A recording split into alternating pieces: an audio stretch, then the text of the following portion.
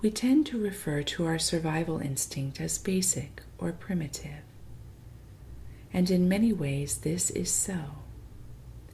But the need to survive also taps qualities within us that are quite powerful, revealing to us ways we are capable that have eluded us or never needed to be realized before.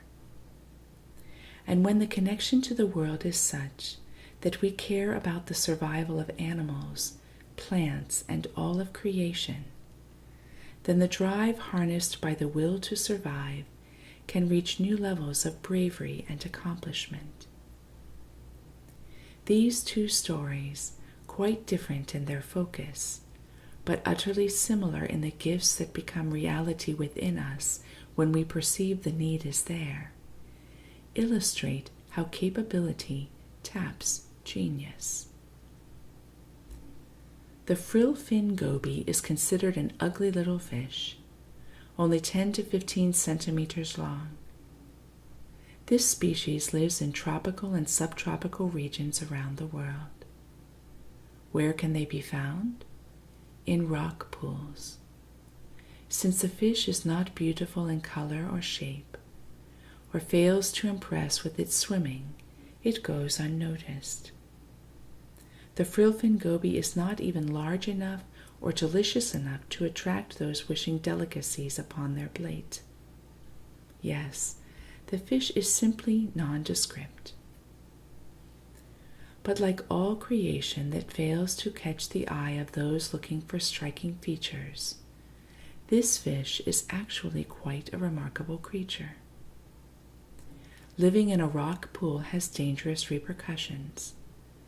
Birds looking for a meal find easy prey in places like these where there is little option for running or hiding. Given the predicament and the pressure, the frill-fin goby has developed an incredible technique for escape. The goby can fling its 10-centimeter body out of its rock pool and into another. And if the bird is aggressive, the fish can fling to another, and still another rock pool. So the fish is actually able to run away and move in and out of sight of predator birds. The reason this is incredible is that the goby is jumping blind. It cannot see the rock pool into which it will leap, yet manages to jump with amazing accuracy. How does the goby do this?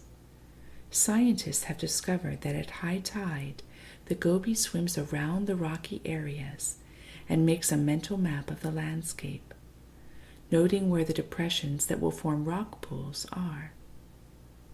It can do this with just one pass of the area. Then, from memory, it is able to leap from one rock pool to another rock pool, and so on.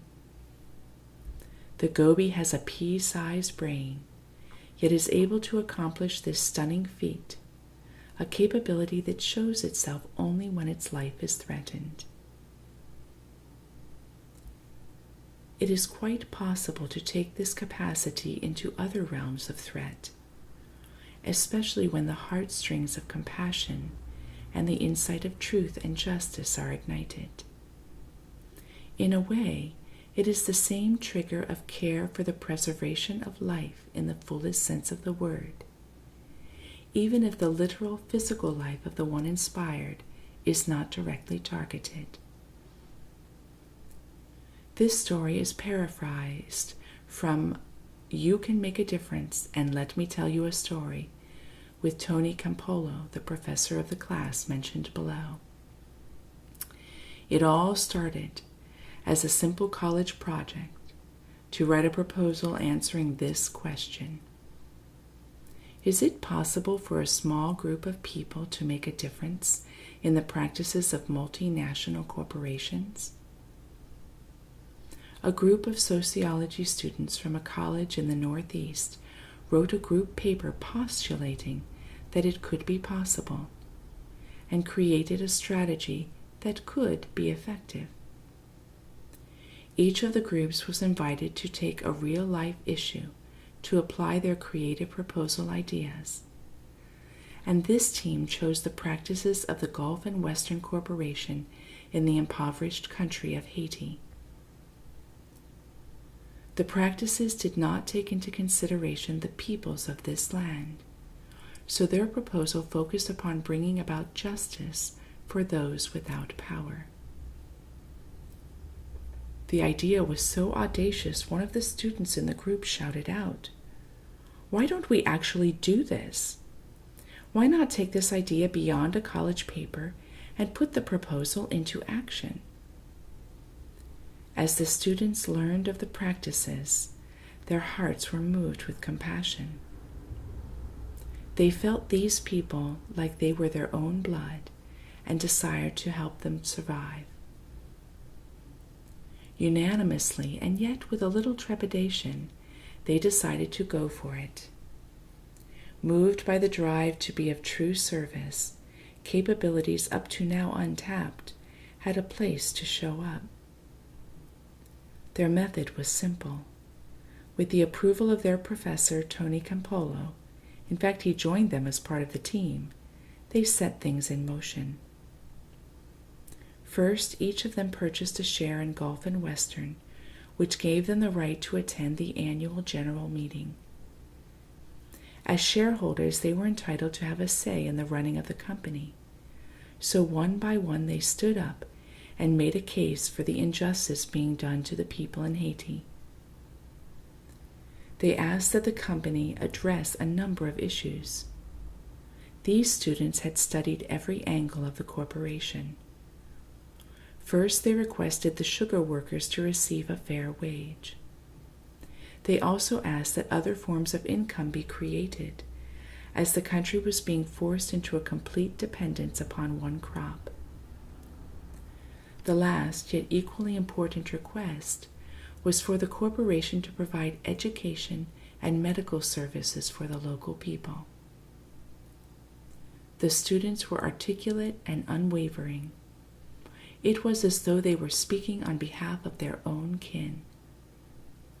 The directors were embarrassed to be put on the spot at such a large meeting, and the heat got them to take action.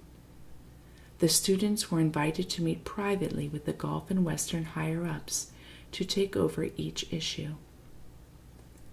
The conversations were so effective that a socially responsible plan of action was released just 8 months later, which would create a just life for the peoples of the entire Dominican Republic. The corporation would partner with Mount Sinai Medical Center to create health services in Dominican Republican communities. They would set aside substantial amounts of quality land to produce food for the Dominican people. And they would institute a variety of educational programs that included working with the college students who had acted so bravely. A new university was going to be developed for the impoverished region. It would train people to be teachers, nurses, lawyers, and engineers. Over $500 million were spent during the next 5 years by Gulf and Western. They followed through on the plan, and thousands of lives were affected for the good. Bravely getting in touch with a deep care for others, being moved to act on their behalf, unleashed qualities and capabilities within these students, and will do so for us, that may never be known unless the need were there.